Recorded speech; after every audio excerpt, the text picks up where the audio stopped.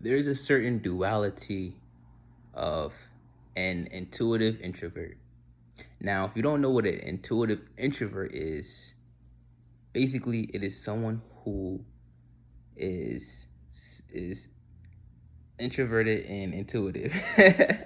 Nah, but seriously, it's someone who sees things from a very internal perspective, and they tend to seemingly be reserved and distant, but in reality, they are observers. The intuitive introvert is those who see things from an abstract, internal, subconscious, unconscious perception. So a lot of times they may come off aloof or a little wandery or wondery. This is talking about the Myers-Briggs personality traits, or call it Jung's archetypal, introversion, extroversion, intuitive, feeling, sensation, etc., thinking. So basically, speaking about the intuitive introvert, with that unique, very abstract way of thinking, it's a duality in that. Because on the one hand, you have the darker aspect, right? Where you, as an intuitive introvert, since you see things from such a unique lens, since such a different lens, it can be difficult to relate to others because you see things so deeply. So someone who may be extroverted, more external, they're focusing on things that is how it is. Like they see things for what they are, kind of more in an objective way, right? But as an intuitive introvert, you see things from a more subjective way. So, for example, some people say water is wet, some people say water is not wet, right? But two things can be true at the same time. Two things, it's all about perception, right? So someone who's an intuitive introvert sees things in perceptions and different lenses. One thing can have multiple different truths, which is called a dialectic type of thinking, a dialectical mind. So if you have this dialectical mind, you can see the same thing differently. So that can be a curse, or a feel like a curse, when you have people around you who may not understand that, who may not think that way. It can feel very isolating mentally. You can be around a lot of people, hundreds of people, right, and still feel alone mentally, emotionally, because no one seems to see things from that perspective, and you're not able to relate, and you're very quiet about these knowings because you understand that you will be misunderstood. So it can be a difficult experience, but also a very interesting one. And on the other hand, there's a duality. Since I say duality, this is the opposite end. This is a light aspect as well, which is, since you have that unique experience, you can create things from that unique experience. Say, for example, you're an artist and you draw or make music or whatever type of artistry you do, whatever expression you do, you can express from that unique perspective.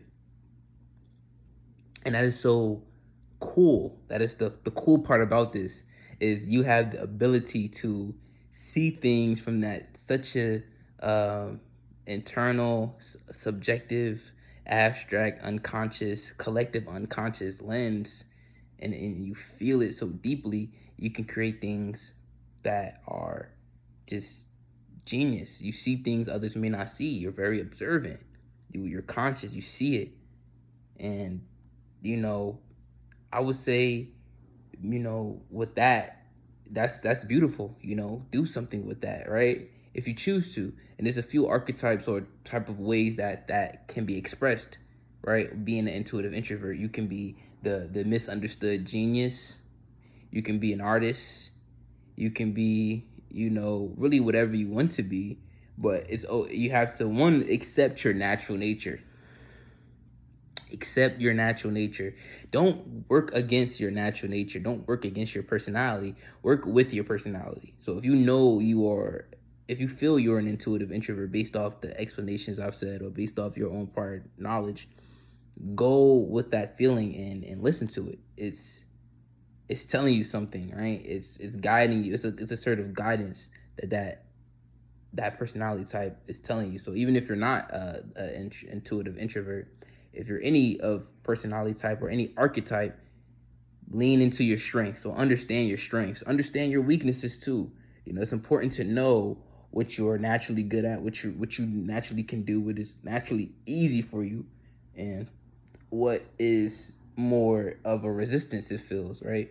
So this goes back to just knowing yourself, and this is all for you to learn more about yourself. And the more you know about yourself, you can operate better in life, where you don't feel so disconnected, right? Because as me being an intuitive introvert, since I see things from such an abstract lens, I know that most people, or a lot, that ordinary average person, is not going to see these things from this perspective. So even for this video specifically, the type of language I use, the type of things I'm saying, I know that I know that I'm correct. What I'm saying is true, right? But a certain minds who feel like, sometimes people could think I'm reaching, but it's like your mind just hasn't seen it from that lens. You haven't shifted your internal eye, for lack of better words, your internal eye, to see it from that point of view. So, just because I express something a certain way doesn't mean that that person is wrong neither. Everybody is correct or right, because that's the beauty of subjectivity, right? It's all about perception, and everyone has a unique way of looking at things. Now, you could say a bottle, right? A glass bottle, oh, it's just glass. But in reality, it's sand melted down and superheated. Like, you get what I'm saying? Like, that's a one example, but you get my point. So I guess to close this out, I just want to say that anybody who is an intuitive introvert, allow yourself to be that. Be that. Know your strengths. Know what you're good at. And know what feels in resistance to that natural nature. Because once you know that natural nature, you know what is conducive and helpful and aligned with you, you can really make great change. You can really create beautiful things, because at times I could feel overwhelmed, right, with how I'm thinking or how I'm feeling, because I see and feel so deeply. And people just kind of operate in a certain way where it's like this external realm seems so easy or effortless. So it's just sometimes an envy, or not envy, a jealousy that I feel for those who are naturally extroverted, who can operate in this external realm seemingly easily. When I see these things from such a deeper realm, I'm like, damn, I don't really want to participate in that, because I see the trap. I see the kind of the loops that you can create yourself in when you're operating in this society. The mental trapping, the conformity kind of force you to be a certain way. And it's like, well, no human is one thing. We are multiple things. We are multiple things. So I guess a challenge for an intuitive introvert is grounding and making those insights very more practical, where it can be used for something more, something. It can be used in a better way, in a more grounded physical way, I guess, right?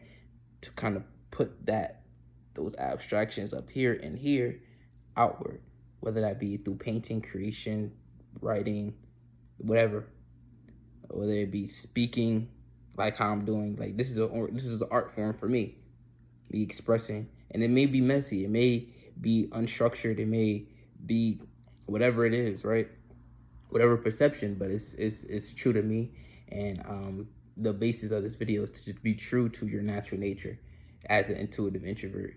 And if you made it this far, if you're here at the 9-10 minute mark, you are aligned with this frequency and this way of thinking. So you will get it. If you know, you know. But I leave this here. Much love. Peace.